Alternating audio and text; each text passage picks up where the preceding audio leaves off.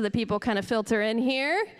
If you have not done so yet, if you have not had a chance to scan a QR on the door in either entrance, feel free to scan the QR here or enter the tiny URL, tinyurl.com/SCN check-in. And again, this is just to make sure that we can send you guys the info after this. Okay, so definitely use the QR or the tiny URL code to check in, and we'll get started in just a few minutes. Thank you.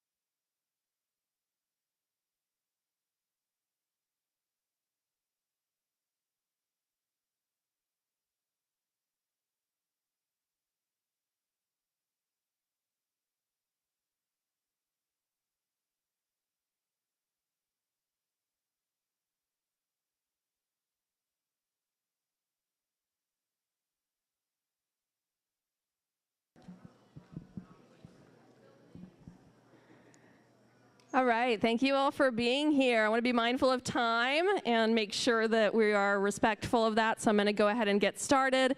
If you have not already, please scan the QR code or enter the tiny URL to register for attendance. We just want to make it so that we can share slides and information with you guys after this event is over. Thank you. And welcome to Senior College Night 2025. I am Maddie Paraka-Brown, and I am honored to be your college and career counselor here at Castro Valley High School. I have a lot of info to share with you tonight, and we also have some wonderful guest speakers here in the house as well that I'll introduce in just a bit. First, I want to get started on an agenda that we're going to go through tonight. to share that with you. If you missed the QR code and you are coming in a few minutes late, that's totally okay. QRs are posted at both entrances, so you can sign in there as well. So our agenda for tonight, we have a college overview that I'll be presenting for you guys, followed by some presentations by our college representative guest speakers. Community college presentation will be from Las Positas rep Lilibeth Juarez. Then we have private college from University of Pacific with Melanie Pio, followed by a Cal State University East Bay presentation with some speakers that are stepping in for Ashley DePapa tonight. And finally finishing off with the University of California Riverside with Jesse Cruz, who will be speaking on the UC system tonight. And we'll be finishing up with some tips and resources and a brief Q&A before wrapping up tonight. All right, I'm going to get started with a college overview for you all. So, I love this graphic. It's really cool because it shows that there is really not necessarily one right way to go about approaching college and or career post-high school, right? After Castro Valley High School, some students will choose to go on to the four-year university, but that is not the only one way to do things, right? As you can see, some students might go to community college, some might take a gap year or go into the military. Also, some choose to go to community college first or transfer or not. So again, there's several different options in order to get to that four-year college path or into the career field of the student's choice.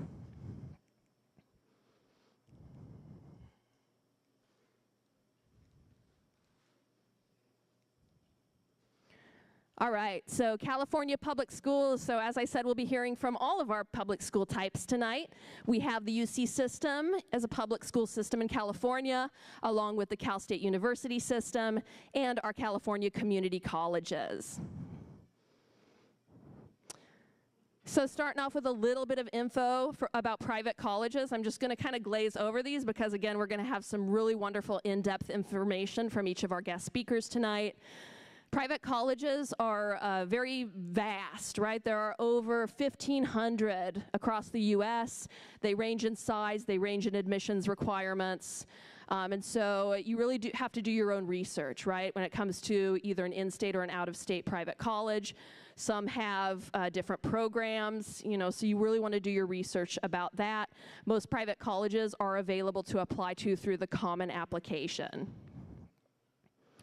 And then we have our out-of-state schools, right, also available through Common App. And again, varying admissions criteria, acceptance rates, various sizes in terms of student number, et cetera. Also tend to be on the higher end of tuition because a student will not be considered a resident of the state that they are going to college if it's not California. There is a Western undergraduate exchange program, which gives students reduced tuition for going to an out-of-state college that is on the West Coast. There are actually, I believe, 8 or 9 states on the West Coast that have what we call WUI programs, and those programs give students a reduced tuition, about 150% of what they would be paying in California. So again, a really great opportunity to have reduced tuition to go to an out-of-state school that is public. And then we have our HBCUs. These are historically black colleges and universities. We have some links in here. We will be sending you guys these slides, so if any links are of interest, you will be able to pull those up on your own as well. There are a list of HBCUs there. They are primarily with the intention of serving the black community. We also have the Blurred Academy, which is a program designed to help students get free scholarships to HBCUs. We do have a representative coming from Blurred, usually around every November, so keep an eye out for that if that's of interest to you. Also, there's an Instagram page going on for that. Another thing we do in terms of HBCU support is take our students to the Black College Expo every year, which has been in Oakland the past couple years. So again, a great opportunity to check out HBCUs that offer on-the-spot admissions, and also a really great way to get scholarships. College application timeline. So As of October 1st, which was yesterday, all forms of college application are open. So we have community college applications, Chabot, Las Positas, and DVC, which are open for students to start applying to as of the 1st. Also, the Cal State system opened to their portal CSU Apply for students to apply to one of the 22 CSUs in California. The UC and the private college Common App have been open since August 1st, so a lot of students are currently working on those, as well as the essays that go along with them. I always tell students, if you take nothing from me, please take that there is a hard November 30th deadline for CSUs, UCs, and most private and out-of-state colleges. This falls on the Sunday of Thanksgiving break, and so I've been telling students, please seek out all the support you need before Thanksgiving break so that you don't wind up with questions and nobody to support you before turning in your applications. And again, that is coming up really quickly. November 30th is a hard deadline. Some CSUs do extend their deadlines, and some private and out-of-state colleges have slightly later deadlines. But again, 9 times out of 10, it's November 30th. So again, something to keep track of and shoot for as you guys are turning in your college applications. Another thing that opened as of October 1st is the FAFSA. Okay, so FAFSA and California DREAM Act application for financial aid are open as of yesterday. So I know some students have been starting to make accounts on there, which is awesome. The FAFSA is a new rollout version of it that should take students no longer than 45 minutes to complete. So again, a really straightforward application now. If your student, or you as the student, are planning on going to potentially a California college, you're going to want to complete your FAFSA by the Cal Grant deadline. Cal Grant is a really big stipend of free money that the government will give to students attending a California school, and the Cal Grant deadline is March 2nd of next year. So again, I will mention this a little bit later. We're going to have a Cash for College night where we can help students and families complete the FAFSA or the California DREAM Act application right there at the evening event, okay? And last but not least, May 1st is your statement of intent to register date to select a four-year college of your choice. So this is excluding students who are going the community college route, okay? If you're going to community college, that's amazing, but you do not have to make a decision on which community college by May 1st. If you are going to a four-year university, you do need to make that final decision by May 1st. Log into that school's portal, accept that admissions decision, and put down a non-refundable deposit, okay?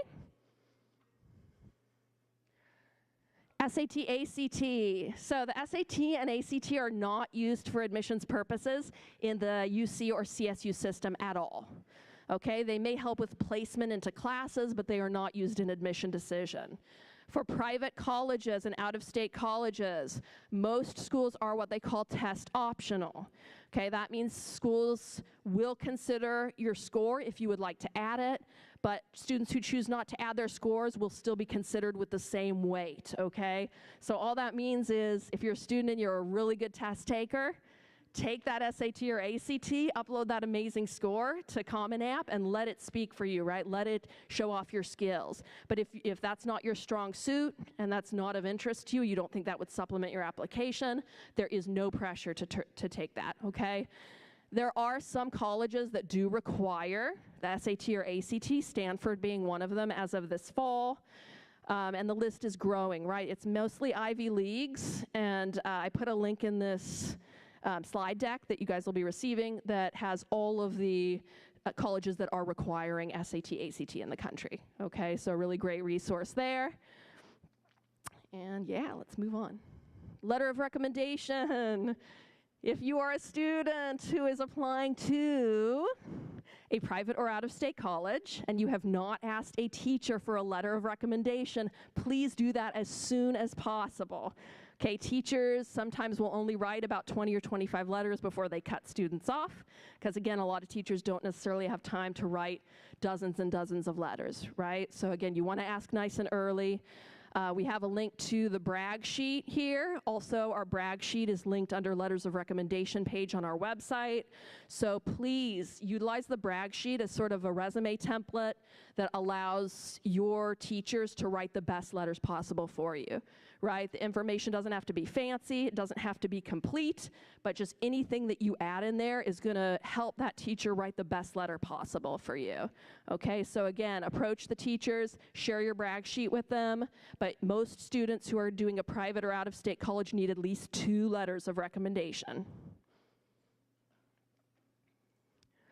And last but not least, fee waivers. So fee waivers are the ability to apply without having to pay that dreaded application fee.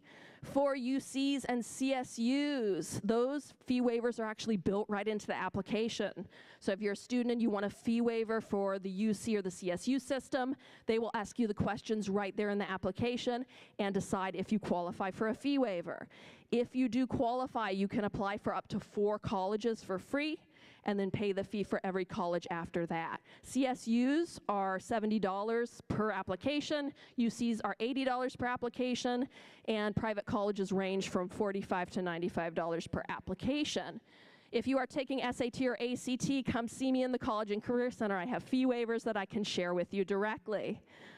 For Common App fee waivers, there are multiple ways you can go about this. There are fee waivers directly through Common App. There are fee waivers available for private colleges and out-of-state colleges through College Board, as well as NACAC fee waiver, which is the Northern College Association Consortium. I don't know, something like that. All right, and with that, I'm going to hand off the mic to our first guest speaker, Ms. Lilibeth Mata Juarez from Las Positas Community College.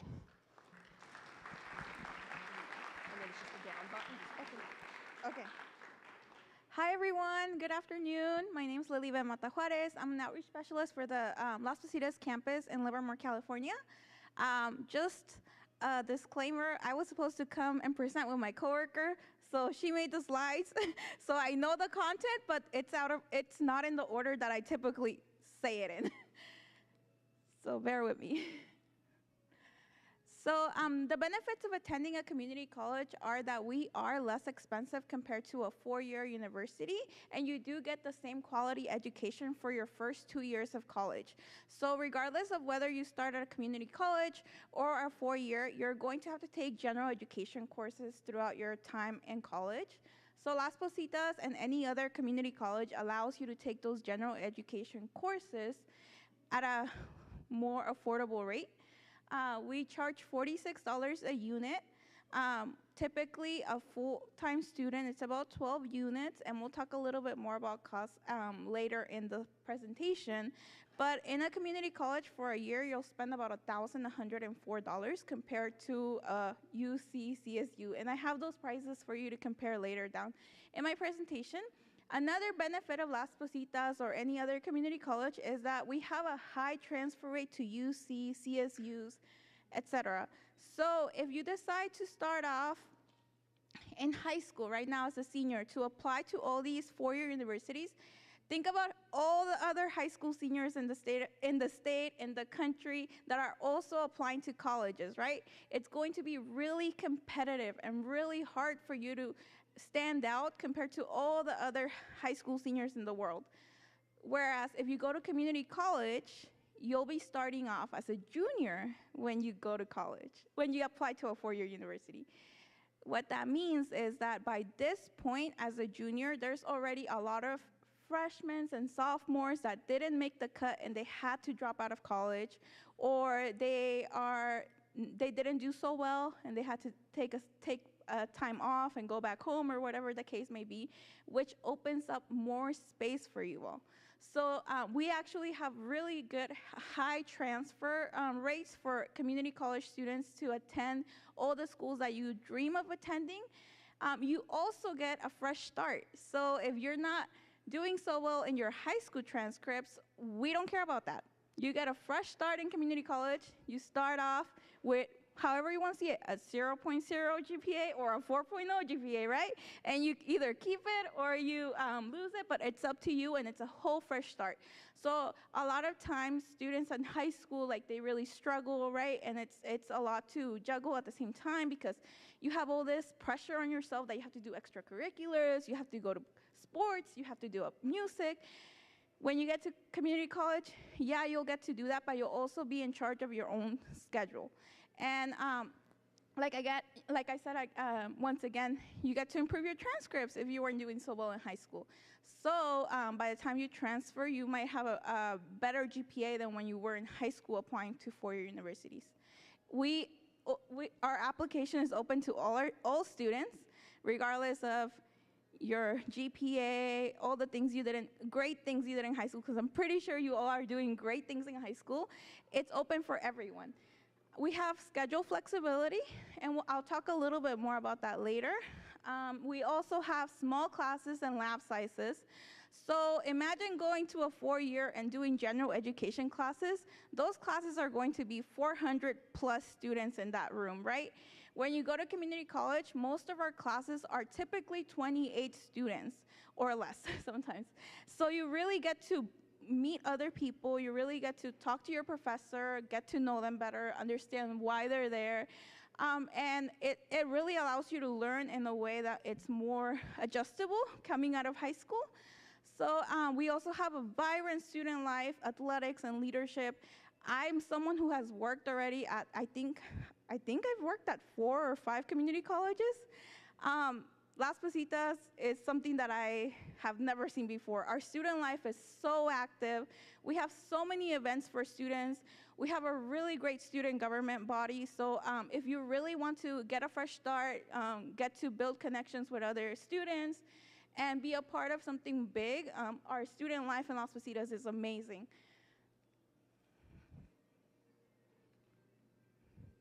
Okay.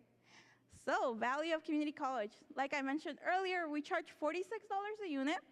A typical 12 units is typically a full-time student. In a semester, that's $552 times 2 for a year. That's about $1,104. Compared to a CSU, UC and private, that's pretty affordable. CSU is typically $7,000. The closest CSU being Cal State East Bay, which I believe they're here today. For UC, the closest one is UC Berkeley. They charge about $15,000 a year. And then if you go to a private UOP, you're going to be spending about $56,000 for the same 2 years education, because the first 2 years are just general ed. So you're really saving up a lot of money if you decide to go to community college. And I don't know if you've heard, but Las Positas is the second best community college in the state of California. There we go. Yeah. So yeah, we're the second in the state. So, and we're really close to Castro Valley, and it's counter traffic, so you won't be having to deal with all that big line of people in the freeway. So I actually live in Castro Valley, and the drive over there is about 20 minutes, and the drive back, it's another 20 minutes. Pretty easy, pretty simple. There's public transportation, and public transportation is available to students once they get the student ID. They can ride the Tri-Valley bus routes for free. Okay. We also have something called the President Scholars Program. This is very unique to our campus. It opens for all seniors in the Tri-Valley and Castro Valley, so you all are eligible. They typically open the application in the spring, and it's an application for an additional scholarship that you could receive if you decide to go to Las Positas. If you are selected, and it's very exclusive, only like 26 students get selected a year. But if you are selected, your first 2 years of community college are free. Some students take longer, and that's okay. But your first 2 years will be covered through the President Scholars. You also will get a $1,000 stipend for textbooks or other materials. So if you need a lab coat for your biology class, you can use that money for that. You get a personal use of a new laptop that you can take with you through your 2 years of being a student at Las Positas. You also get complimentary parking permits. And what that means is a typical semester charges you about $45 for parking at Las Positas. As a President Scholars, you get to park for free. And then when you graduate, you do get recognized as a President Scholar graduate. So that's another extra boost. The president of the campus writes letters of recommendations for these students all the time. So if you're interested, this opens up in the spring. And like I mentioned, only 26 students get selected, but you might be one of them. We've actually had Castro Valley High School graduates selected for this program. Oh wait, no, I might, okay, hopefully it doesn't go. We have different types of classes, which really allows for the flexibility for students, especially being from Castro Valley. If you have a hard time getting to our campus, we have different options for you. Obviously we have in-person classes, and we're definitely moving towards allowing more students to come in person after COVID. But because of COVID, we were able to adjust many of our courses so that they could be in different modules. So we have a hybrid option, asynchronous. Hybrid means that the class content is on Canvas, which is what we use to upload courses. And on specific days of the week, you get to come in person. And the faculty let you know ahead of time, so it's not like a surprise for you all. You will know ahead of time. We also have asynchronous, which means that you don't teach yourself, but you basically are doing the work on your own. You can still go to office hours. You can still have that one-on-one time with the faculty. But for the most part, they will upload the material. You will read the material, do the homework, and all that on your own. We also have synchronous classes, which is typically through Zoom.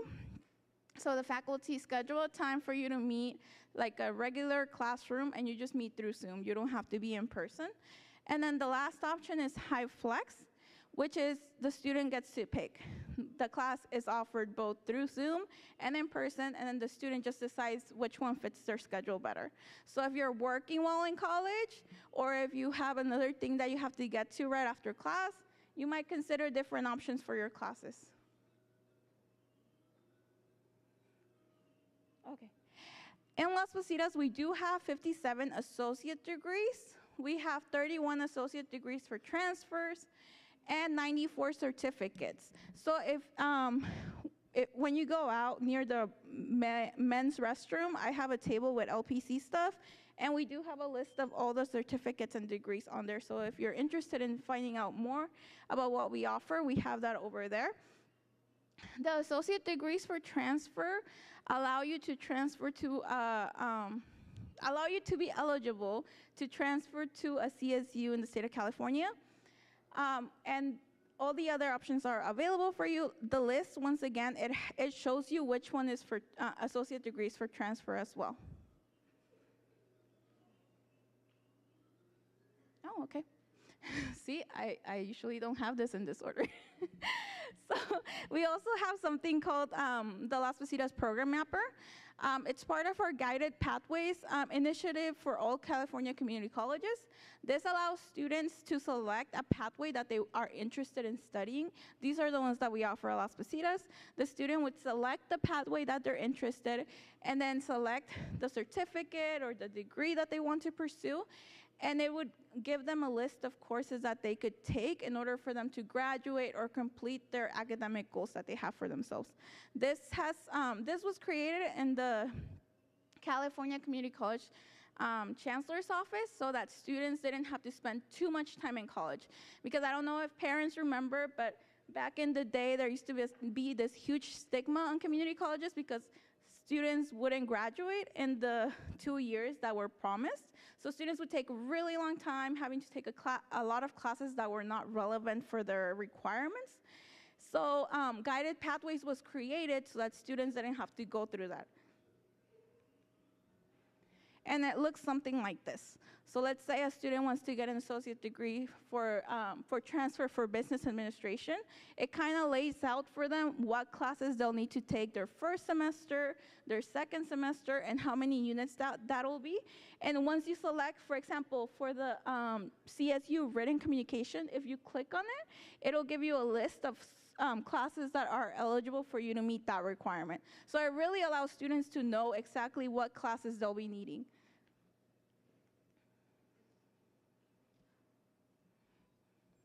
We also have a new student support center. So this center allows students to go in and ask any questions that they may have if they're curious about Las Positas or if they want to get started with any procedures. The person who runs this space is that person right there. I don't know. Mike Alvarez. He's really great with students. He really gets to connect with them one-on-one and work with them through the process that they need to complete. These are all the things that can be done in the new Student Support Center, and that's his contact information. So this is another flyer that you'll see up there in the front. We have guaranteed transfer program opportunities for students. So like I mentioned, as a community college transfer, you'll have a higher chance of getting accepted into the four-year school of your dreams.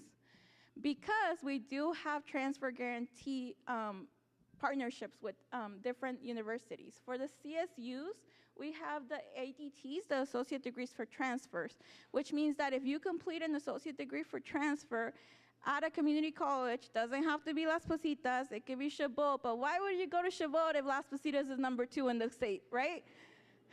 So once you complete that associate degree for transfer and you apply for CSUs, let's say you apply to Cal Poly Pomona, but you don't get in.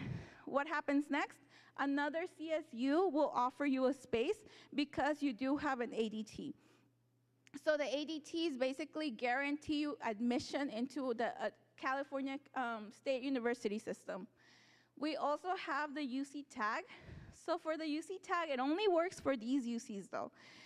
The way it works is that you select one of these UCs and you build a contract with that UC, letting them know what you're studying at Las Positas or another community college. You let them know what classes you'll take, that you'll get good passing grades, and that you'll apply to that college. That doesn't mean that's the only school you're going to apply to when you transfer. When you're ready to transfer, you apply to all the schools you want to, plus that school that you did that agreement with. And if all the other schools don't accept you, because you met your requirements in that contract with that UC will accept you. We have similar programs with private and out-of-state universities listed here, and over 30 HBCUs, historically black serving colleges and universities. We also have an honors program. So this is also something pretty unique to Las Positas College, and we do have flyers of it in the front. Recently, they changed their requirements. Before, anyone who wanted to be a part of the honors program could be in the honors program. But guess what happened? Everyone wanted to be in the honors program. And not everyone did the work. So we had to become a little bit more strict with it, right? So what we did is that now students have to meet certain requirements, which is a 3.75 GPA from high school, recommendation from a high school counselor. There's 2 back there. And then your high school transcripts. Once you submit that, you'll be able to enroll into the honors program. And then with the honors program, you'll select 5 courses that you take in your time at Las Positas, and you convert them into honors classes by talking to the faculty and doing an extra project for that class. So let's say you want to convert your first English class into an honors class. If your final paper for that English class was a 12-page paper, maybe your paper will be a 16-page paper. And once you complete that assignment, if you pass the class and you have a good grade, you'll get an honors recognition on your transcript for that class. If you have 5 of those, you graduate with honors from Las Positas College. And the honors transfer program gives you another option of guaranteed admission to even more prestigious universities like the ones listed below. We have students from the honors program that have graduated and gone to many of these universities along with others not listed here. So that is another option if you want to still thrive and go beyond what you thought you could do while in high school. We have a lot of student support services. I do want to highlight though that these can be found at any other community college as well as any UC or CSU. Private schools as well. It's just that names might change a little bit in between the different services. So we have a financial aid office, which is where you would go when you apply for your FAFSA or your California DREAM Act, or if you have any questions about that, or you need to do verification for that. We have a counseling office. We encourage students to meet with a counselor at least once a semester to make sure that their classes that they're taking are in alignment with their degree. We have a library It's not open 24/7, but we do have a 24/7 assistant on our library website that can support students with any assignment that they're doing. Because I know that when I was a college student, there was times that I was definitely up at 3 a.m. doing papers. So I know you probably will too, and that's okay. That 24/7 library assistant can be there to support you when you're doing your papers really late at night. We have a transfer center. So when you're ready to transfer, we encourage you to meet with a transfer center coordinator so that you can make sure that everything you're doing aligns with what the school that you want to transfer to needs. We have a career center, so if you're looking for a job, an internship, fellowship, anything of that sort, our career center coordinator can review your resume, they can give you tips, they can prepare you for an interview, anything that you can think of to prepare for you to land a job. And they also host really great career fairs in which they bring people from across the Tri-Valley as well as outside of the valley so that you can learn about different options that are available based on your major or based on what you want to prospectively do. We have a student health and wellness center, so this is for mild things only. So if you have a headache or anything mild, nothing crazy. They also do offer up to 6 free therapy sessions a semester. So for any student who's battling mental health while they're in college, they can definitely get mental health services through our Student Health and Wellness Center. We have a tutorial center, raw center, and math support center. They're all located in the same space, and they provide tutoring services for free for all students. So if you're struggling with a chemistry class, you just check in, let them know that you're there for chemistry, and you get a tutor that can help you right there and then. DSPS, so this is a little different from what you do in high school. If you currently have a 504 or an IEP plan, in high school, when you get to college, you kind of have to let us know or advocate for yourself in order for Las Positas to be able to take you in and support you in the way that you need to be supported. We won't know unless you let us know. So the way that you let us know is that you visit the DSPS office and you submit your IEP or you submit your 504, and they meet with you so that they can see what it is that you need. It may be different from what you needed in high school. It may be the same. It may be a little bit more. You really have to talk to that counselor that meets with you and explain to them what it is that you need. Once you figure out your accommodations, they do the work for you if it's technological equipment or anything like that, and they can also notify your professors if that's something that you wish to do. You don't have to, but it really does help for your professors to know that you do need that extra support. It could be for long-term disabilities, like autism, but it could also be for short-term disabilities, like you break your knee and you need to get from point A to point B in the campus. And we also have EOPS for first-generation college students and CalWorks for single parents. We offer financial aid through the FAFSA and the California DREAM Act. Those are just applications that you submit, and once you submit them, based on those applications, we'll be able to know if you qualify for grants, fee waivers, scholarships, or loans. And with that money that you receive, you can cover tuitions and fees, books and supplies, transportation, whatever it is that you may need. Like I mentioned, we have a really great, vibrant student life at Las Positas. We have student clubs, we have student government, interclub council, club fairs, job and internship fairs, and fun days. We also have learning communities, which you typically hear at four-year universities having. We started having them recently. We have a couple of learning communities on our campus, like Puente, which is for Latina students or Latina identifying students, Mesa for math, engineering, science, and achievement. So any students studying math, engineering, or STEM-related fields, they can join Mesa. We have an engineering tech learning community. This one's really interesting because it's a cohort-based, so you take the classes with the same students at the same time, and then you can get hired by the national labs that we have in Livermore. We also have the Veterans First learning community for any student who's a veteran, who has veteran parents. We have the Pride learning community for any student who identifies or is part of the LGBTQ+ identity group. Movement API for students who are Asian Pacific Islander. The Actors Conservatory for students who are interested in acting.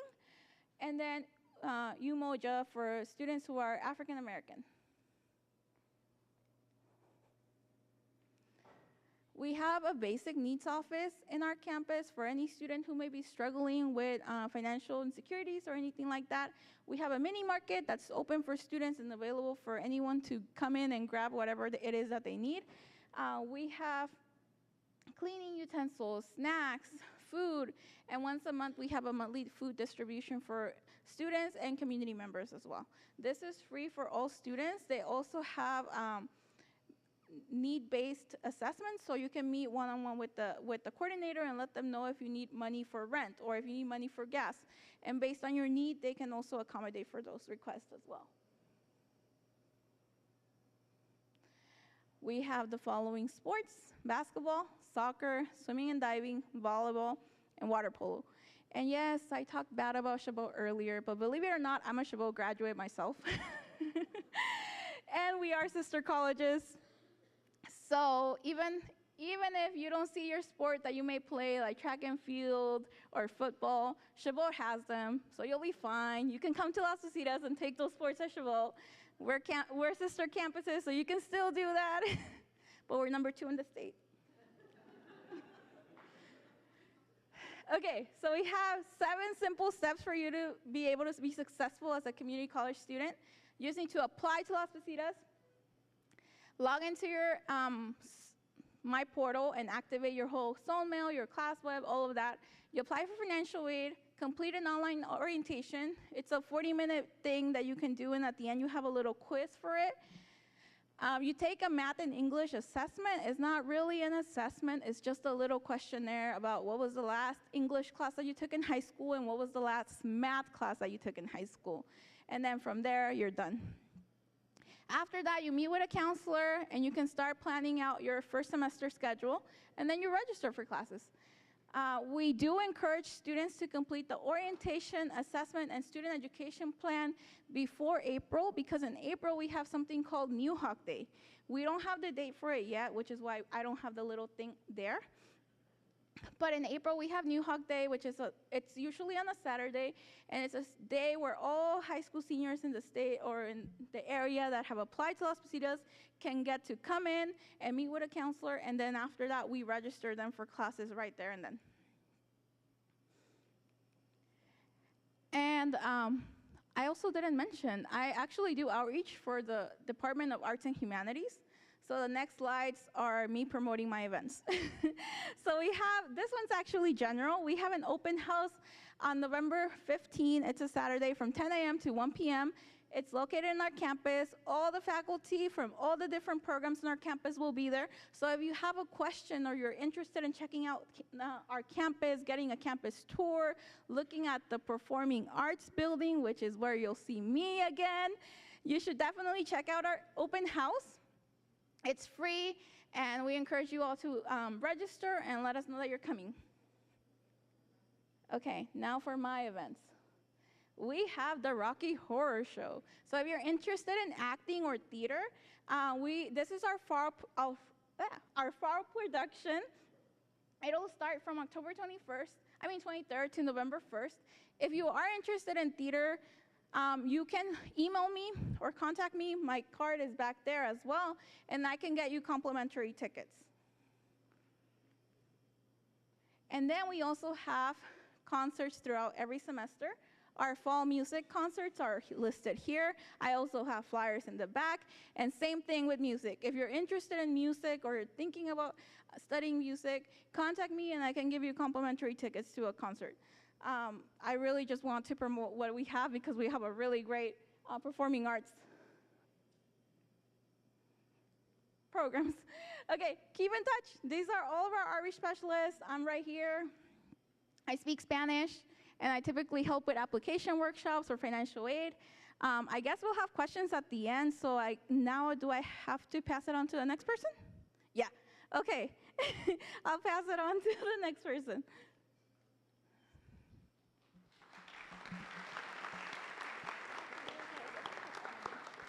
Oh, this is the slide button? Yeah. Testing. All righty.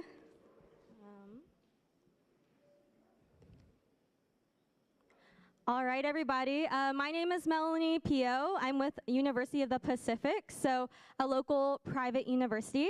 A little introduction of myself. First, I'll switch slides. So I am an alum from the university as well. I did my undergrad here and my master's here in health and exercise science. And then I'm currently doing my doctorate in education over here, so soon to be triple tiger. Yeah, super exciting. And I'm also first gen, so if anyone is like curious about that process, I definitely am able to give you that first person perspective of that journey. So I'm happy to share that with you more on a one-on-one. Oh, this way. All right, so these are some things that we're gonna go over today. I am gonna focus more on like the application, how to stand out, some scholarship opportunities and things like that.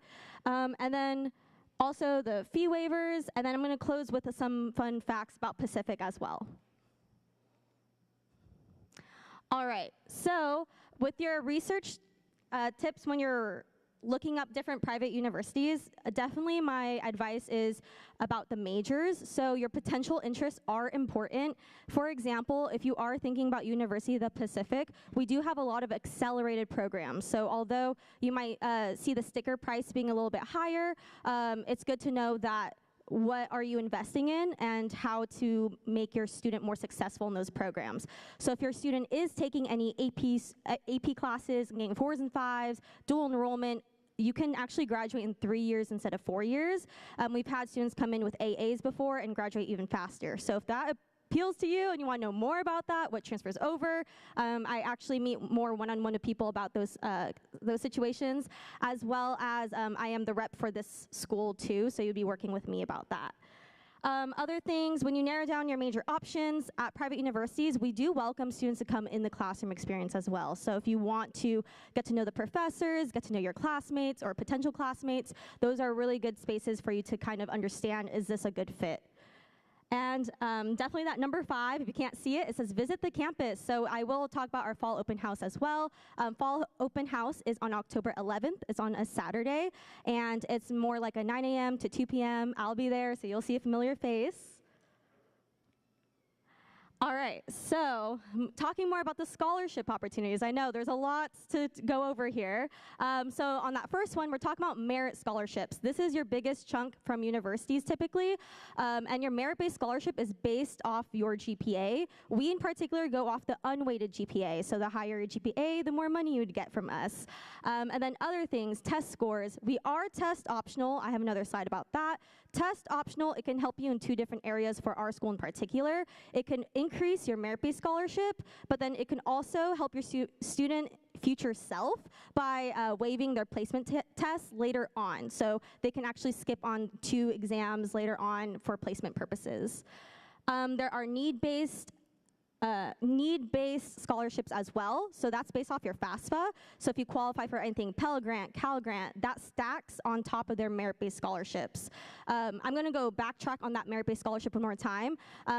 Also, certain universities have like more competitive merit-based scholarships. And what do I mean by that? So our merit-based scholarship goes up to $30,000, and then our most competitive one is called Powell Scholarship. About 10 or less students get this one in particular, and it's a 3.6, 3.7 unweighted GPA to qualify for it, but it's a $49,000 scholarship per academic year with research grants and study abroad opportunities like scholarships too. So definitely if you are in that higher range, I would highly recommend to look into those universities like your top 3 and ask for what are these merit-based scholarships, because they do have deadlines.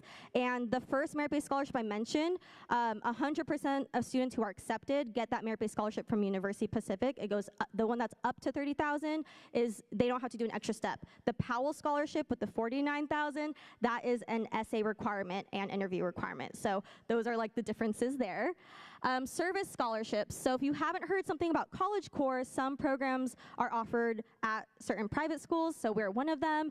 That's a volunteer-based scholarship, so 450 hours of community service and a $10,000 scholarship. That averages out as 15 hours a week of volunteer hours, and then they get a bi-weekly paycheck. That adds up to that 7,000 range, and then after they complete the 450 hours of community service, then they get a bonus 3,000 that can apply to master's or doctoral programs. So such programs as pre-dentistry and pre-pharmacy, those scholarships can apply to their programs as well in the future. Other things to know, so some universities do also have other scholarships on identity-based and also talent and major-based scholarships. So I'm going to highlight the number 5 here a little bit more. So let's say you are interested in becoming a music major. Here at University Pacific, we also have music-based scholarships as well. So your financial aid package could be even higher than just that merit-based scholarship because it would combine with your music one as well. And if you qualify for anything for FAFSA. And then the last thing right here, if you cannot see that, it says outside scholarships. So your local high school, apply for those scholarships because you can apply them to us as well. So I do recommend to apply for those scholarships right now. And yeah. All right, so admission requirements. We're gonna go over the Common App as well, but it's good to know that a lot of our private schools are on the Common App, but there's also institutional or universities applications. For us in particular, there's not necessarily a difference, so they both weighed the same. For the student user, it would be a lot easier on the Common App because it's like more organized. You can add a lot of different schools on there. So we do normally see most people use the Common App, but if you do use the Pacific application, if you apply for us in particular, we can waive that application fee if you come to the fall open house, or some schools do like school visits. So because we are a local private university, it's not too far to make a trip over there. And if you do come over there, you can let me know. Sometimes I have like swag for y'alls and stuff. Yeah, so we also have official transcripts needed. So when you're applying, they're not considered officials, but their unofficial transcripts are fine. High school and college transcripts. So when I say college, when they're taking dual enrollment, sometimes that's not on the school's transcripts there, so you want to make sure that we know that because that is important on their application if they are doing well. And if you, as a student, if you are doing dual enrollment, it's like a permanent tattoo. It stays on your record forever, so make sure you are doing well. And then other things, essays, we have personal essays. Us in particular, we don't have a supplemental on our application, but other schools may have that. So students, if you haven't already been building like an activities or like resume, that would help you a lot on these supplemental essays. So that's my advice to you, is like make sure you have that list of things you've been doing since freshman year, because that can come in handy as you're writing and you remember like, oh yeah, I did this and this and this. And it just makes it a lot easier for you to write if you have that resume or list or Google Doc in front of you. Letters of recommendation is important. I would say at least one. For us, it's not required, but one is good. And then standardized test scores. I will have a slide about this as well. All right, so test optional or test blind, what does it mean? Definitions are here. Pacific in particular is test optional, so schools, if they are test optional, they may or may not look at your scores, and it may or may not affect your decision. In two ways that your SAT and ACT can actually be beneficial for your student here in particular is it can boost their merit-based scholarship, and then it would waive their placement test. That's what I mentioned earlier, but I just want to make sure, emphasize that. And then test blind, they're not required to submit it, but if it will not affect their admission decision. And I do recommend, if you have questions about that, reach out to your college of interest, because they have the best accurate advice about that too. All right, so the common application, again, this is where it'd be most organized for the student user to be applying. Applications have been open, so we have been seeing people submit it. And so if that is you, yay. If that's not you, it's okay, you still have time. Our deadline in particular is November 15th for early action. So the difference between early action and early decision is binding, early action is not binding. What does that mean? You are, binding is you are obligated to go to the university. Not binding, you have it as an option. Why should you do early action? You would hear back from us a lot earlier. Examples, if you apply early action November 15th, you would hear back from us, in particular, end of December. If you don't hear back from us end of December, then you want to either contact us and kind of ask why, or just understand that we need to see your fall grades. So the current classes you're taking now, we will need to see that progress, especially if you're a certain kind of major. We might have to see like your math class or science class, something along those lines. And then regular decision, for us, it's January 15th, and some universities also have rolling. So let's say you're doing your college research at the end of, I don't know, January, you're like, oh man, I wanted to apply for this school, the deadline passed. Some universities have rolling admission, so there are still spots open depending on the major. If it's more competitive major, like for our school, pre-dentistry, it's a hard deadline on November 15th. So if you are that student who's interested in that, you probably want to connect with me because that is a very competitive major to get into. Not impacted over here though. And then, yeah, I went over all that. Okay. All right, so on the Common app, you'll see the activities section. So these are kind of categories your student probably wants to hit when you're filling out your activities section.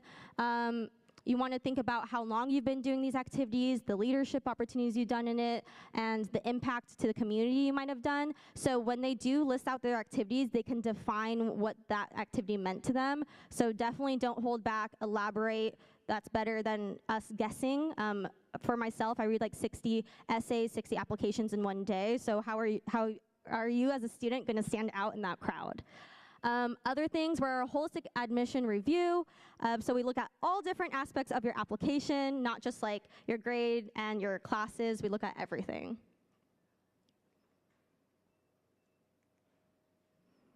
All right, so this is talking more about the writing. There's gonna be different requirements. You'll see like the range of words, just pay attention to those. What I'll highlight in here is more like the pro tips. So for your student, it could be really hard to actually talk about yourself in an essay. So I know it's hard to believe, but the more you talk about yourself to someone else, your mentorship, your parent, your friends, it will actually be a lot easier for you as a student to write about yourself. So maybe encourage your student to talk to you about like some things they thought was successful in high school or not successful in the high school, and maybe that could be a starting point for them. Typically your first draft is not your last draft, so you gotta start somewhere, right? And yeah, so that last bullet point I think is the most important thing for me to point out in here is utilize your support system in that writing. I can tell when people use like the AI tools, and I can tell when people use like their first draft and they didn't have proofread it. So make sure you guys are using your resources. All right, application fee waivers. So there's lots of different ways to apply. I'll also go over another application platform. I went over Common App, the institutional app. There will be one more in this presentation. And fee waivers, so they do have like the direct admission to and Common App for some people in some majors. I do want to point out if you do the direct admission, it is actually limiting on a certain majors. So if you have a certain major in mind, sometimes the university does not list it under those direct admission tools. I just want to point that out. Other ways to get waivers, I mentioned, I mentioned visiting the campus. So if you come and visit the campus, you could get a fee waiver. And then the other ways, you can also emailing the colleges. Sometimes you're able to get a waiver that way as well. So I want to elaborate more about this direct admission. If you have not heard of Niche, this is a free application platform. We partnered with them. Other universities also partnered with them. So if you're just wanting University of Pacific as an option, other private out-of-state universities that you've never visited before as an option, you can actually see them on here, and they have direct admission. And what does that mean? It means that you can see if you got an in with your merit-based scholarship listed there as well. This is not guaranteed until you submitted your transcript and it's actually been reviewed. So the wording could get a little fuzzy because it says direct admission. You'll just find out a lot faster. So if you have questions about this, if it's a new platform for you, I'm happy to help you out. And again, the con about this is that there's limited majors. So for our pre-dentistry program, it's not on here.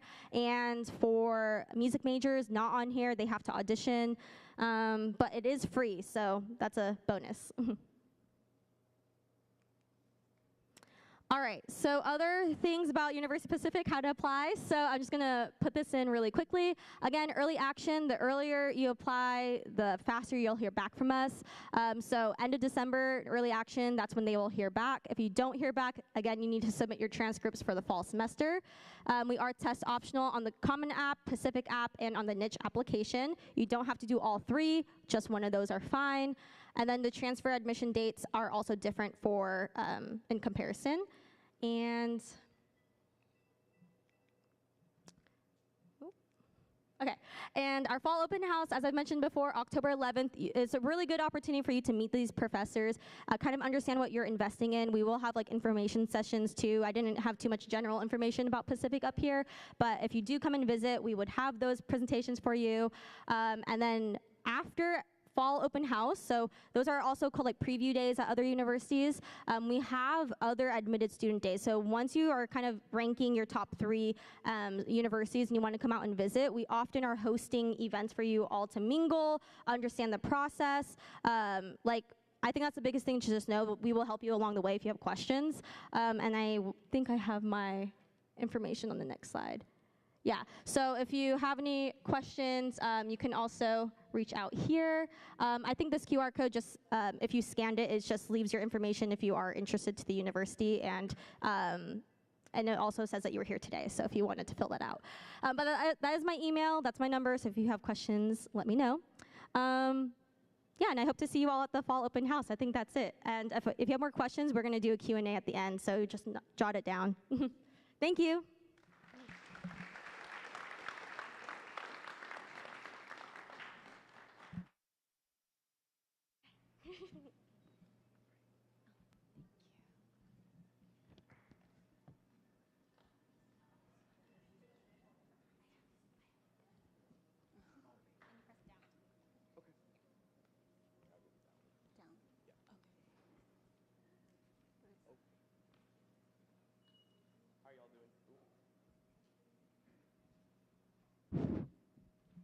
Good night, everyone. I hope everyone is doing okay. I know it's been a long, sessions, but we'll try to make it on time. My name is Janice Lee. I am an outreach counselor here at Cal State East Bay. I'm here with my wonderful colleague. Okay, this mic isn't working. Can y'all hear me? Oh, we can just share too. As Janice said, my name is Geronimo. I am an outreach specialist, also with Cal State East Bay. By a raise of hands, does everybody know in this room where our university is located? Okay, a little less. We're out in Hayward, so a good 10 minutes out or more with that fun traffic that we have here in the Bay Area. Let's go ahead and get started with our presentation on the CSU system. So myself, I am actually not from East Bay campus, but I am one of the Cal State alumni, so I'm from, SoCal, so beautiful SoCal. So I graduated from Long Beach State. I know a lot of you want to go to Long Beach State, and it is one of our popular campuses in the CSU system.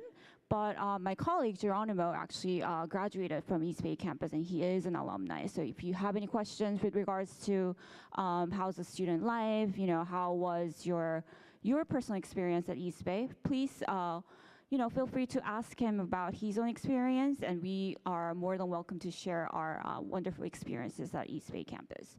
So our Cal State system is the largest public university system in the nation.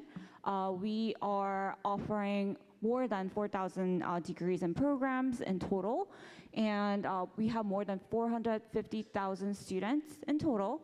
And within the state of California, we have more than 4 million alumni throughout the state. What's really amazing is that we're all over the place. So let's say, no offense parents, your students are trying to leave the nest. We have those options. But if they're also trying to stay local, save some money, please, college is expensive. You can also have that option as well.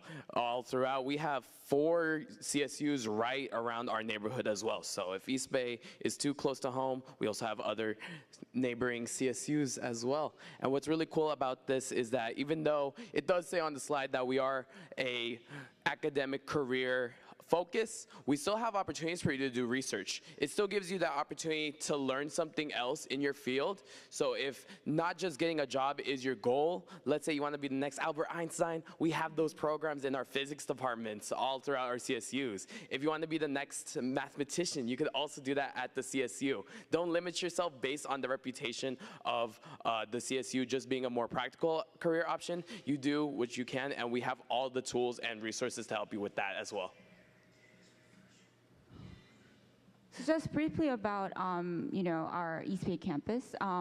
With this high school at Castro Valley High School, we are actually in an MOU program, which means that as long as you apply to our university at East Bay campus through Cal State Apply, if you meet the minimum CSU admissions requirements, you are automatically getting accepted to our East Bay campus. So in case you run out of options, in case you want to stay local, or that you want to have like a backup plan, we are a really good option. And with our proximity to these wonderful, like in the tech area, we are in the middle of everything. So like it's a really good option. And we have a really strong business program. We have really strong alumni program. And yeah. Yeah, what I really like about this is that look at all those internship opportunities, look at all those big boy, big girl jobs hiring y'all in 4 short years, as well as all these other opportunities to go explore. I'm originally from Stockton, so what we have in Stockton, we have UOP, which is a fun field trip day, but we don't have much outside of that. So being out in the Bay, it's a fun way to get to know other parts of the state as well. So this is another fun little opportunity for y'all, and especially at East Bay, we are that EB in the middle. We're in the middle of everything, so you don't have to have a whole 6-hour drive to get to one point. You just have a fun little BART ride or a fun little AC transit bus ride, or if you have friends with cars, mooch off them as well. Oh, just to mention, because from last year we were in contact with BART station. So if you were to just get off from Hayward BART station or Castro Valley BART station, we used to have a shuttle bus that goes straight to our campus. However, from this academic year, we are in partnership with AC Transit. So as long as you are a student at East Bay campus, you get a free ride on AC Transit. And just a little bit about what can you actually study at a CSU campus. So like I said in the beginning, we offer more than 4,000 degrees and programs within our whole CSU program, CSU system. And the ones that are highlighted in green are some of our popular majors here at East Bay. And the one in the yellow, nursing program, is the only impacted major that we have. So that means that it has a hard deadline. That means that we are not extending a deadline for that specific major, which is nursing, and we require a higher standard compared to other majors. Okay, and yeah, so one more thing.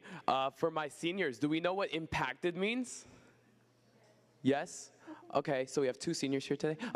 But just for our families to also know, impacted means is that competitive. So what's really unique and complex about the nursing program, no matter which university, I'm sure outside of the CSU system also is the same way, is that you have to have these qualifications and you have to see if you get into the program as well. There's other programs, kind of like Cal State East Bay, how we have a pre-nursing major that you could apply to prepare you for your nursing program. We have those programs that are able to get students into the door, get all the prerequisites, the classwork that they need in order to apply for the nursing program with that. We also offer a lot of opportunities for our pre-nursing students to get those volunteer hours and basically pad their career resumes when they apply for the nursing school program, because then once they're in that standing, they could apply to any nursing school, and kind of how some of our professionals do. You just apply everywhere and just hope somewhere you get accepted as well.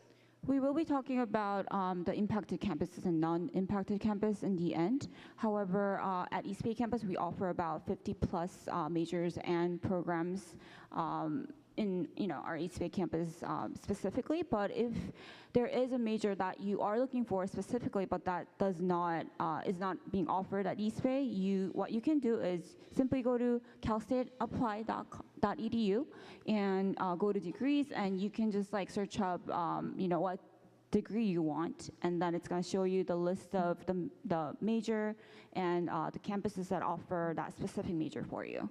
And this is how you kind of like search. Just a little bit of an overview of an East Bay campus. We are a mid-sized campus. We have about like 13,000 students, in our campus, and our student to faculty ratio is about 16:1, and the average class size is about 32. So like myself, who went to Long Beach, which is a very popular CSU destination, has about like 36,000 students to 40,000 students in Long Beach. So it was a competition to get into that GE course that you need to take in order for you to graduate. And sometimes when I try to register for classes, even when my registration date did not begin, I would see some of the classes being already filled up, and I couldn't even register. So that happens in a lot of the large size campus. However, that does not apply to East Bay. What's amazing with this too is that your professors actually get to know you. I just graduated last spring with my 2 degrees, my 2 bachelors, and what's really amazing about my classes for the past year, my biggest class size was 23 students. What's crazy about that is that my professors know me way too well. My professors knew me at the end of the first week. Aside from that, I love to ask questions in class. What's amazing about that is that they get to know you, and that's how you build the rapport with your professor. And all of our professors, for the most part, are still active in their field of study. For me, my biology classes had our faculty still studying and doing lab research that is still recognized within the federal government. And on the side, they're teaching us how to get started in our lab expertise as well. One of my teachers, he's had students for the past 45 years. He's our amazing, he's kind of like the Dumbledore of our biology department. He still somehow remembered to learn my name even after the end of the first lab session. So you really get to build this one-on-one support, and you really get to see yourself improving on a one-on-one basis. You don't really get to have this at any traditional university as well. So we really appreciate that interpersonal communication and approach with our teaching at Cal State East Bay. Yeah, and we are very proud to say that we are one of the most diverse campus within the nation, and we have about 70% of our students are receiving financial aid. Most of our students are first-gen. Myself and Geronimo are first-gen college students. 84% of our students are from underrepresented minority groups, and a lot of our students come from California community colleges, meaning that they are transfer students. So yeah, if your students or y'all as a family are thinking, hey, let me go to Las Positas College or Chabot College, like Homegirl said earlier, you can go there and you could come transfer right to us. We have guaranteed pathways to make sure that your students have a way to come back to Cal State East Bay, and we work with our students one-on-one, pre-admission counselings. How many people have transferred from Las Positas and Chabot? Brother, I'd be rich if I had the dollar for every student that transferred over to us. Yeah, so these are, like I said, our business program is one of the very popular programs, and we have been awarded in being the best business schools in the West by the Princeton Review, best online schools by Valley Colleges, and top 2% social mobility index. So we are offering a lot of online majors and also hybrid modules, and try to like tailor everyone's accessibility and the needs. Yeah, real quick, Janice. Does everybody know what social mobility is in that past slide? It just sounds cool, right? Social mobility, kind of like you could just move around. So social mobility is simply that you start off in one income bracket when you first enter, and you leave in a much better income bracket when you leave. So not only is this showing that our students, when they graduate, they're getting a big boy, big girl job right outside of graduating from Cal State East Bay, but they're also in a better economical sense as well. So when you're out there graduating college, one thing that you forget, oh no, I gotta apply for jobs before I finish graduating. So we make sure that our students have the resources to be applying for jobs their senior year, before they even leave. I've had students, some of my personal friends, have a job lined up already waiting for them for the day after they graduate. We really are looking out for our own at our university, and this is not just a Cal State East Bay thing, but a CSU approach as well. Like me in this job. Yeah, so at East Bay, we have 4 colleges, and our popular undergrad majors are business, psychology, computer science, human development, biological science, health science, art, kinesiology, criminal justice, sociology, and of course, nursing. Let's briefly talk about affordability. We have our 25, 26 cost of attendance for residential tuition per yearly. It's about $8,000, which is very cheap. We are actually, we have the lowest tuition out of all the public universities in the Bay Area. Okay, just throwing that out there. And like I said, I went to Long Beach myself for my undergrad, and I attended since I was freshman. And for my grad school, I went to USC, which is a private institution. It's an expensive school, right? I personally do not owe anything from Long Beach, right? So I graduated with, free, like debt-free, I didn't pay for anything. But for grad school, I do have a lot of loans because I went to, private school. So we are offering really affordable education. And it's hands-on learning, and it's best value. Yeah, one thing too, just circling back to us at Cal State East Bay, over 80% of our students, yeah, more or less, 80% get financial aid of some sort. So everyone's been saying, do the FAFSA form. We also support y'all with doing the FAFSA form. I'm sure your counselors also here at Castro Valley High also support with that service. Make sure y'all do it. It opened yesterday. Be one of those people that do it on time so you could get as much aid as you can. And you may never know if you qualify for something based on your parents' income as well. So just make sure you, as a student, bring mom and dad. Let's go get this tax information, and let's go do this form. It's easier for y'all. It's less than 40 questions. Back when I started, it was 120 questions. No. Yeah. So even if you think that you do not qualify for FAFSA, we do highly encourage our students to apply for it by the priority deadline so that you can maximize your potential financial aid package that you can get. And one last thing, less than 10% of our students at Cal State East Bay actually graduate with debt at all. So just keeping that into consideration. So our fall 2026 freshman eligibility is to meet the A through G requirement, which I'm pretty sure all of you guys are familiar with. For California resident 2.5 or greater GPA. Below 2.5, we will consider supplementary factors, and it's a holistic review. It's not like, oh, just because you don't meet this, we're not going to accept you. It doesn't work that way. And you have to have been a high school graduate, and those three are the only requirements that we are looking for at the East Bay. However, it varies between the campus, especially when you are applying to those impacted campuses. They are going to require you to have a higher GPA and something else.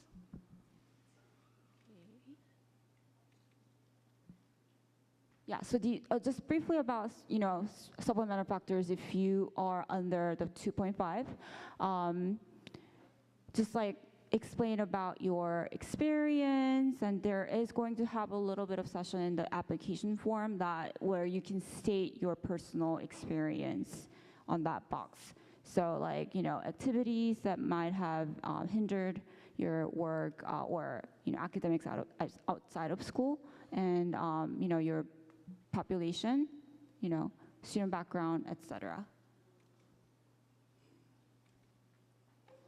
So this is some important dates. So our application went on live as of yesterday, October 1st, and the deadline is December 2nd. This is for East Bay campus. However, we do typically extend our deadlines. However, for CSU in general, our deadline is December 1st. However, for nursing for our East Bay campus, it's December 15th. Sorry, that one is outdated, the nursing deadline. But nursing typically has a hard deadline. They never extend their deadlines. Transcript deadline is February 15th of 2025, and you must accept your offer of admissions, which is the commitment date would be May 1st. That's a national deadline. So it doesn't really apply to CSU, but in just general university systems. And your final transcript should be submitted by July 1st. And if you are considered an EOP student, you can apply as an EOP, and you should do that through Cal State apply.edu. So we do have a lot of student support services centers in our campus. We have Diversity and Inclusion Center, Pioneers for Hope, Transfer Student Programs, Accessibility Services, Veteran Services, PACE Program, College Link for students in ASD, etc. Yeah, briefly, we're running out of time, but we have over 120 student organizations. And what's really cool is that it's kind of like a buffet trip. When you go to the buffet, you could get so many things on your plate. You don't have to just choose one thing. I'm a big back. I don't know if y'all know what a big back is, but I love to eat. So that's my mindset. A lot of these things, a lot of students do at the same time, studying abroad. We have over 30 different programs at East Bay exclusively, but other programs as well. We have our athletics. We have a bunch of athletes that get involved on campus aside from their sports and their education as well. We're NCAA Division II university, and then we're always having events. We had just a block party a week ago. We just had a Latino Heritage Month celebration last 2 days ago. So we have a lot of different things going on. And this is our preview day going on. If you want to take a picture for my parents in the room, this is going to be Saturday, October 25th from 10 to 12:30 over in our campus here on Hayward. Y'all are 10 minutes away. I hope y'all could spare some time to come see us. I'll be there. I don't know if that's appealing or not. I could leave if that's something preferable. So go ahead, get a campus tour. Our faculty will be there, so for your intended major, they'll be there. Janice will be there. I may or may not be there based on the tone of the audience again, and it also has our contact information as well. We'll also be here for the Q&A at the end of this presentation, but with that, Janice? Yes, so this is the freshman admission requirements. So in case you are, wondering about what are the admissions standards again, you can just scan the QR code and, have it on your hand. This is what we talked about briefly about the impacted campus.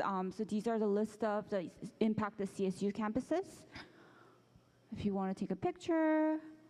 So the one with the asterisk, Cal Poly Pomona, is only impacted at the freshman level. But with Cal State Fullerton, Long Beach, San Diego, San Jose, SLO, they are impacted in all majors and all levels.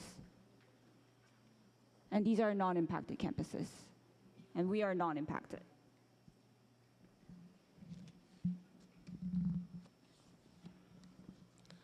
I really like seeing how everyone's taking photos, because some of y'all are like, and then some of y'all are like, analyzing the photo while you're taking the photo. I really appreciate that. So apply at Cal State Apply, calstate.edu/apply. December 1st is the deadline for general deadline, varying depending on campus. And one application goes to all 22 CSU campuses. That's it for us. Thank you so much for having the patience to listen to us and having your attention. There we go. Oh, yeah. So in case you have any questions, I am the outreach counselor here at East Bay. You can forward your inquiries to outreach@csueastbay.edu. We'll also stay for the Q&A session, so thank you.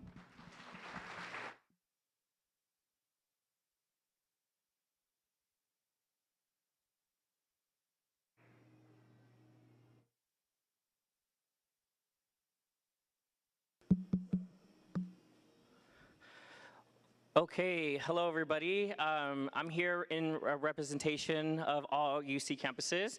I know I'm in your way for dinner, so I'm kind of gonna go a little fast. I do have my QR code here if you guys want to stay in touch with me after the presentation, so you guys can skedaddle for that, that dinner as well. So let's get started. My goodness, it's like I'm like finding my car. All right, so we're going to talk about the UC system, how to apply first-year admissions, a little bit of the transfer admissions, tuition, financial aid, and some UC and some campus resources that all UC campuses provide, and a little bit of UCR. All right, so the UC system. Oh my goodness. Okay, there you go. So there are 9 UC campuses that it is one application, which is nice. You do not have to go to each of the UC campus's website to look for that application. It is one application to all 9 UC campuses. So it doesn't matter where you're applying to, it's still one application, all right? So Berkeley, LA, Santa Cruz, Merced, Riverside, Irvine, San Diego, all one application, which is nice because, again, you don't have to do multiple applications. Oh, there you go. All right, so most of our population that attends the UC system are from California. That is our focus is to service the California students. As you can see here, that 36% of our students are first gen and 26% come from the UC, the CC system, which is the California Community College system. All right, so it's very important that you guys are researching, the seniors specifically, are researching the campus of your choice. A lot of students like to focus, and then they think of branding purposes. So parents, you guys know branding, right? You guys know what it's like. Seniors, they don't do the research. They apply to a campus because maybe the branding names, which it happens a lot of the times. I'll give you an example. You're applying to a campus that does not have marine bio, right? So we encourage you guys to do that research, consider the options of what is available at those 9 campuses, what resources are there, what type of support systems that are best fitting your needs. So again, we do encourage you guys to do that because once you hit that submit on the UC application, that is it for submissions. So 9 campuses, 1 application. The application did open on August 1st. So it is very unique. It shows up as a California map, and you just select which UC campus you are interested in applying to. It is $80 per campus. The fee waiver is embedded into the application, so you don't have to say, for example, you want to call Riverside, ask for the fee waiver. We do not control the fee waiver. It's already embedded in the application. So it goes based off what you put on the parent information section and like income. It bases all that information, and then it'll automatically populate for the fee waiver. All right, first year admissions. So anyone here, any seniors taking dual enrollment courses here? Oh, only a couple? Okay, so you'll still apply as a first year student. Okay, so it doesn't matter how many credits you have, you'll still be applying as a freshman. So everybody here should be applying. The moment you graduate high school, then that's when you apply as a transfer student. So make sure you are applying to the correct term. A lot of students are applying to the incorrect term, which could create a problem as well. So just remember you are applying as a first year student, all right? So don't get that confused with the amount of units. All right, so you do have to complete the A through G requirements and do have to have a C or better on your A through G requirements. Hey seniors, I have a question for you. Do you guys know what senioritis is?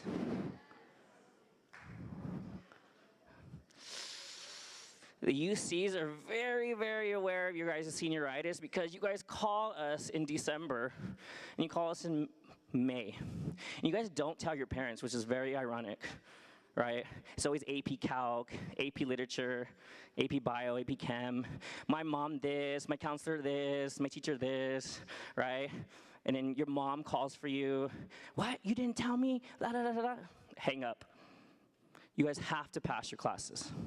UCs are very strict on that policy that English 12, for example, must be passed with C or better. There's no, oh, but this, but that, C or better, all right? Parents, you guys are here, C or better. It's nothing new for them. They were told this freshman year, and they do have to have that C or better, all right, to remain eligible for admissions. And this is what the A through G requirements are for reference for parents, just in case if you're not aware of the A through G requirements, because sometimes the kids don't tell you, which we know, right? So if you guys, parents, if you guys want to take a picture of that and be more informed of the requirements, here they are. But your counselors are already, they're very good on making sure that they do have those requirements for graduation. All right, so how is the UC GPA calculated for UC admissions? So the cool thing about the application is that when the student is inputting the grades on the UC application, they do not calculate the GPA at all. They just put the grades from the transcript into the application, and then we calculate it. The question comes in is that which one do we use? UCLA and UC Berkeley use everything. Weighted, unweighted, uncapped. UCR will use weighted. So all UCs have the same ingredients, but we all use them differently. So it's very important that if you guys are applying to maybe Berkeley or LA, you reach out to them to ask for more information about that. But for UCR, we will look at weighted for GPA. And also, you do not have to worry about the plus and minus system. You just put the regular grade on it. So if it's an A+, it still be calculated as an A. If it's a B-, it still be a B. So you don't have to worry about that area. All right, so here are the minimum requirements. Again, so A through G coursework, UC GPA, it's consistent with all UC campuses. This is all what we look for. And then this is when selection comes in. So the comprehensive review, and it does vary per campus, and I'm gonna show you right here. Here. So let's use some of the impacted majors that the CSU listed, right, or some of the UCs. It's always going to be biology, chemistry, business administration, engineering, any type of engineering major, right? So those become very, very selecting. So that's why it's very important that the seniors you guys are researching. I'm going to give you guys an example. I think seniors only think that biology exists for some reason, and they only apply to bio, but there's biochemistry, there's chemistry, neurology. Because I think seniors only think that, for example, because they want to go to medicine, they think biology is the only way to get in. And that's why biology becomes a selecting major for the UC campuses, because everyone's applying for it. So seniors, if you guys want to take a picture of this, particularly seniors, because when you hit that submit of the application, you cannot change your application. So the reason why I tell you guys to take a picture, because this is what we look for on the application. We look at your awards, your skills, your special talents, your personal, school, family contacts, your life experiences, any special circumstances. So please do not forget to list any of these things on the application. This is your full package. This is the full deal. Your grades will tell us a story, but this also tells us a story. All right, so don't forget to list that on the application. All right, the activities and awards. So we will ask you to list your honors and your awards, extra preparation programs, extracurricular activities, coursework for A through G, volunteer, work experience. All that will be towards the end of the application. You can list up to 20. We're not asking you to do 20, but you can list up to 20. You could have a solid good 5. Right? We've seen some students maybe have like 10 and they wrote a sentence, right? We prefer you to have good solid quality over quantity, right? So that's what we're asking for. So this is another aspect of the application. Oh, it's glitching. Okay, so this is another important part of the application, is the personal insight questions. There are 8 questions, and you respond to 4 of them. It's up to 350 words per response. It is an interview on paper. Parents, can I get a raise of parents in here? All right, seniors, look. Every single parent in this room has done a job interview before. They know what they've done. They know what maybe a job interview is looking for. What are they looking for? Get to the point, which a lot of you guys forget to do. You guys are telling me song lyrics, quotes, LOLs. You guys put, like, if you're texting us, you guys put 3 to 4 sentences and then, oh, that's what you meant. So make sure you guys get to the point. Your parents are great people to help you with this. So a tip is that have your parent read you the question and you respond like if you're doing as a job interview, and record yourself. If your parent is questioning you, okay, tell me more about it, it's because they genuinely want to know about it. Because you're telling us very surface level. Why is it important? Why are you telling me this? All right? Impact, these 3 words, remember, impact, clarity, and context.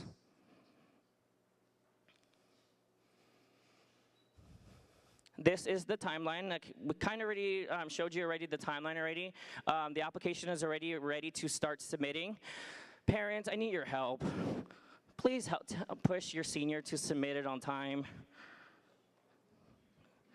Literally, November 29th, we're still waiting for applications, and they all come in November 30th. So please try to push your son, your daughter, your nephew, whoever, to submit it before Thanksgiving break. The application will become slow and it will crash because everyone's waiting to the last minute. So parents, please help us with that because then you're going to stress yourself out. All right? All right, so Las Positas was here, so I'm just going to emphasize a little bit of the community college I know was talked about. If you guys do take advantage of your 2 years for free at the community college or any from the California system, we will not ask you what you did at the high school anymore. Clean slate, unless you did dual enrollment and AP credit.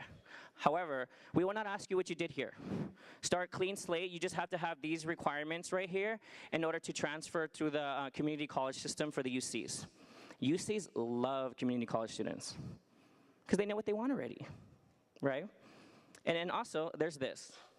Oh, I'm ahead of myself. But this right here is also what we look for the community college. We look for major preparation. An example of that, I'm gonna use biology. If you're applying as a biology major, we expect you to have some classes for bio, right? Business, we expect you to have introduction to business, right? Some of those courses to business, macro, microeconomics, the GPA, and then the IGETC. So one of the cool things that the UCs offer,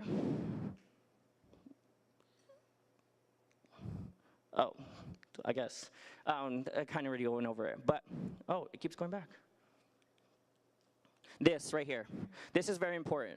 So UCs offer a transfer admissions guarantee to the community college students to 6 out of the 9 participating UC campuses. Riverside is one of them, UC Santa Cruz is one of them, UC Merced, just the one, and Davis, just the ones from the NorCal.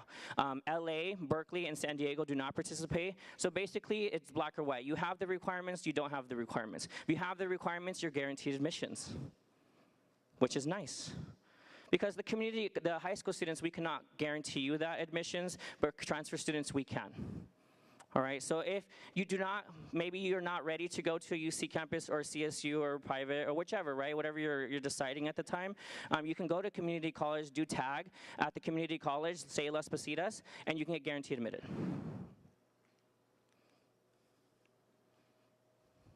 All right, tuition and financial aid, I do have 2 minutes, so I'm gonna speed it up a little bit. All right, so this right here, just want to make sure you guys are aware is that the UCs have a UC stability plan, so your price locks up to 6 years, so you don't have to worry about a price hike.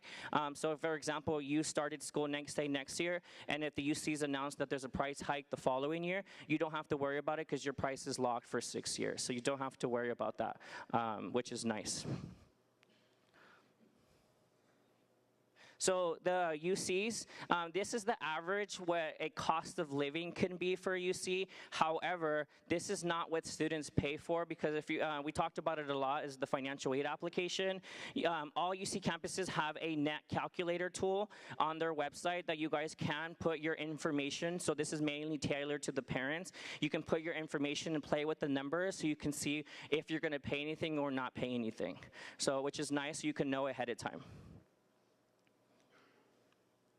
So UCs do give out a lot of financial aid. All you have to do is submit your UC application, and you'll be considered for merit-based scholarships and institutional-based scholarships. So for example, UCR does give out over $300K worth of scholarships for honor students. So all you have to do is submit your UC app and check your emails.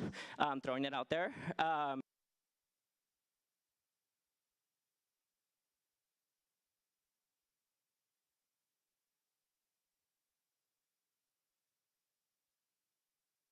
More scholarships. All UC campuses do award a lot of financial aid. Again, all you have to do is submit your financial aid and your UC app. So please do not disqualify yourselves by not submitting the application to the financial aid. So we do have a blue and gold plan that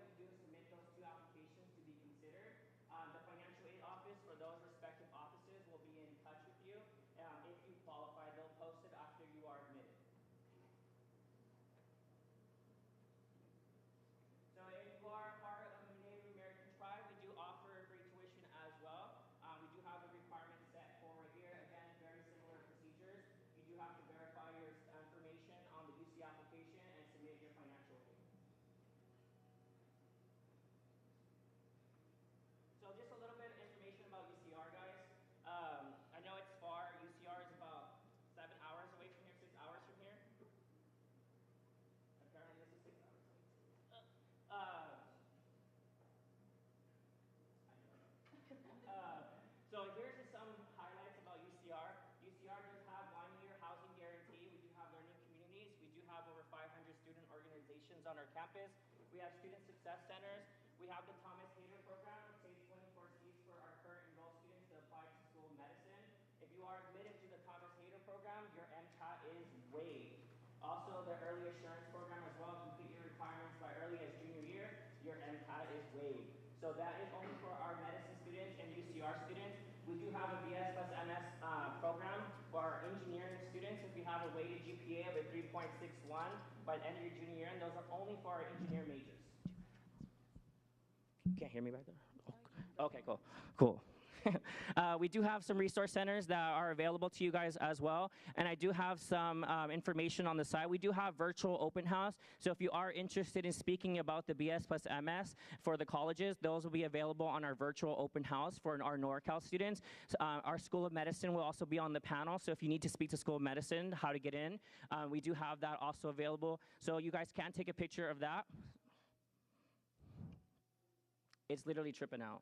I'm sorry. So we do have QR codes if you guys do want to get in touch with all UC campuses. All UC campuses are all over the area. We'll be at the Tri-Valley Livermore Fair, I believe. Yeah, so all UC campuses will be there. So if you guys want to speak to any UC campus, will be there. The Tri-Valley, I'm not sure the date in my head, but I'll announce it when I get my phone. But that is it, guys. Here are the websites for all UC campus. If you want to learn more about the majors and major requirements, these will be listed here. And here's for transfer programs. A lot of students want to know what classes I should be taking at the community college. Parents and students, assist.org is your best friend. If you want to know what classes to take for biology, business administration, how do I get into medicine, economics, all these courses, assist.org. All right, that is the best friend. UC campuses use this for evaluation purposes. So make sure you save that link, bookmark that tab. And again, here's some more information for all UC campuses. And thank you guys so much. And we'll be up here to take all questions. So I guess I welcome all the representatives to the front. Oh, sorry. Thank you, Jesse.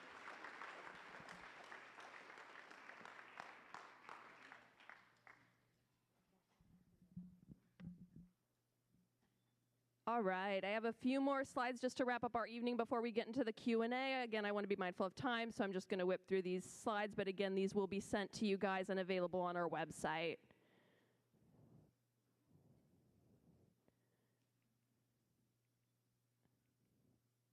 All right, so I do want to go over Cash for College Night. We're going to have Cash for College Night later this month on the 23rd, also from 6 to 8 here in the cafeteria. This is a legit Cash for College Night. I'm super excited that FAFSA is open as of October 1st and California DREAM Act application as well. So super exciting event to have because we are going to go over those applications for the first half of the event, but then we are also going to have the second half of the event for you and your families to work through the FAFSA or the California DREAM Act application with the support of our staff. We're also going to have a guest from Financial Aid Department to visit as well and help out. So again, very, very cool. FAFSA, like I said, in California DREAM Act application are due by March 2nd for Cal Grant eligibility. And this is another really cool college night that's happening this coming Monday. It's an outside event. It's actually happening at San Leandro High School from 5 to 7 in their main gym. It's kind of like this event, except there's going to be about 40 different colleges represented that are tabling, handing out merch, answering questions. So this is Southern Alameda College Night, and again, going on from 5 to 7 at San Leandro High School in their main gym. Another great opportunity to meet with colleges, ask questions directly to their representatives, and build your college list out if you're still deciding on where you want to apply. All right, so I do want to invite our reps to come back up. And let's just give our reps one more round of applause. Weren't they fabulous tonight? Thank you guys so much.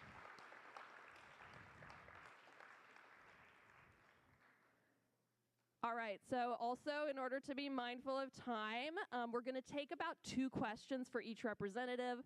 Last time I left that kind of open and we ended up here way too late. And I want to be mindful of you guys trying to get to your dinners and to your later part of your evening.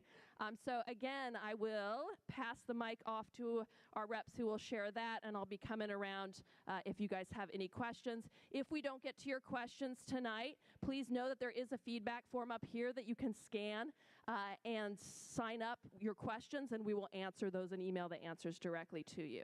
So the feedback form is another great place that you could ask questions, okay? All right, does anyone have any questions for we'll start with Jesse, for our UCs.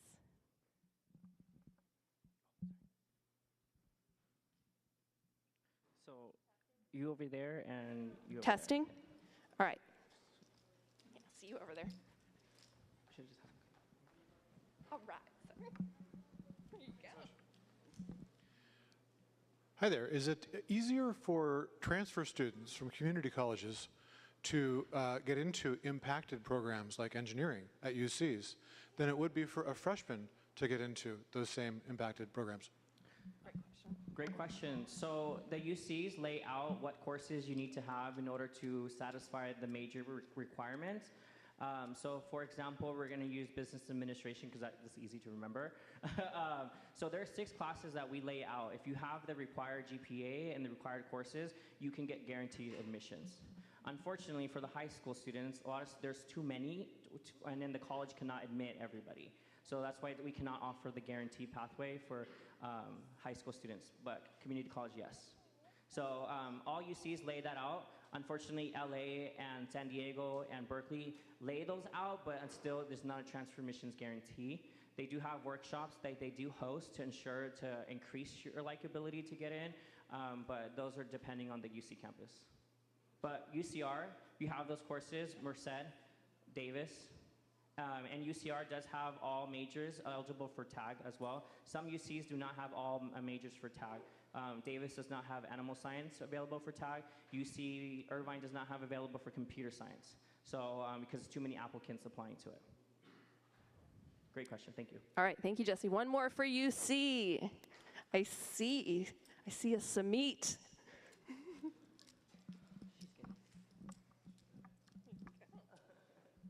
Hi, thank you so much for your presentation.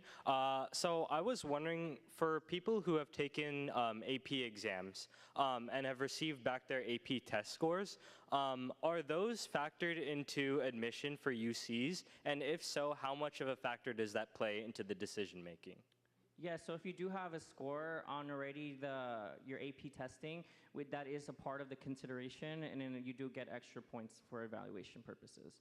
So, and also we do consider the ones that are in progress or planned. Thank you. Thanks, Samit. And same procedure for dual enrollment as well. All right, thank you, Jesse. Appreciate you. All right, we're going to pass it on down to Melanie Pio from private colleges. Any questions for our private college rep or University of the Pacific specific?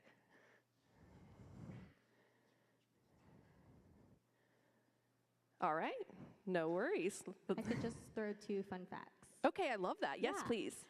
So housing is guaranteed on our campus, so you don't have to stress about where to live. And there's a lot of job opportunities on campus and internship opportunities. So I'm happy to elaborate on those in particular if it applies to you.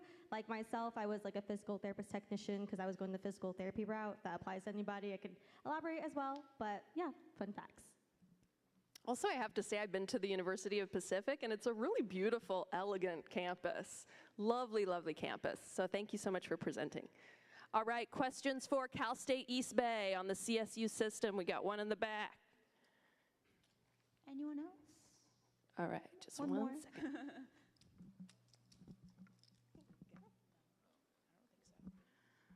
So I was filling out my CSU applications, and there were a couple classes that, like, on the actual classes form, it doesn't show up, like AP Pre-Calc in certain classes. So when we put those classes, do we just say which, like, A through G requirement it would be for? Awesome question. Thank you. I feel like Oprah. What you could do with that is you'll just put it, our computer system for the CSU will flag it as it doesn't belong. But when a human will look over your application, they'll be able to obviously tell, oh, pre-calculus, that's a math. that's area, da da da da da. Okay, let's plug this in towards your record. So it's not like it's gonna be unused, thrown away. It's just, if anything, it's just gonna go another verification. And since you're already turning in your transcripts, it's still gonna double check, so you're not lying or just making stuff up as well. Awesome. And we also recommend or highly encourage our students to utilize what's called the application guide, and it's available online. And specifically for East Bay campus, we are offering application assistance. And Geronimo's former colleagues, his student ambassadors are fully trained on application assistance to help out this Cal State Apply application. And anyone who's applying to CSU East Bay or Cal State can get help from our students. All right, excellent. Any other questions for CSU? All right, second question. Quick question about Cal Poly. I know Cal Poly has some slightly different admissions requirements than the rest of the Cal State campuses. Is there anything supplemental that we need to do in the application process to account for that? No, unfortunately, no. It would still be the same supplementals, so I'm hoping you're the student, or both of y'all are students.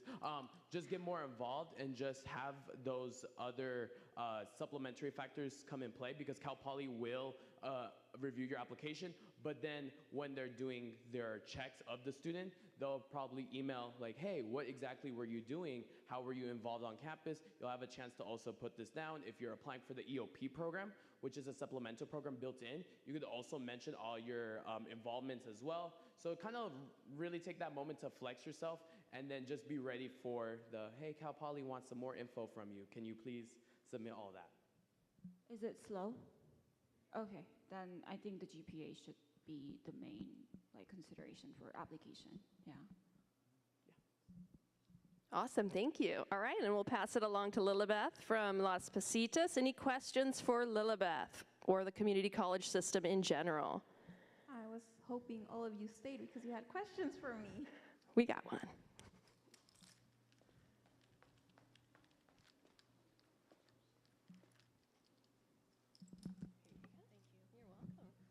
I'm currently on track to earning Chabot College credit through ROP. Would I be able to transfer that to Las Positas? Yeah, so Chabot is actually one of our it's the only sister college that we have. So anything that you take at Chabot or Las Positas, we'll be able to see it together. So you don't have to send transcripts or anything. It's in the same system. Okay. All right, one more question.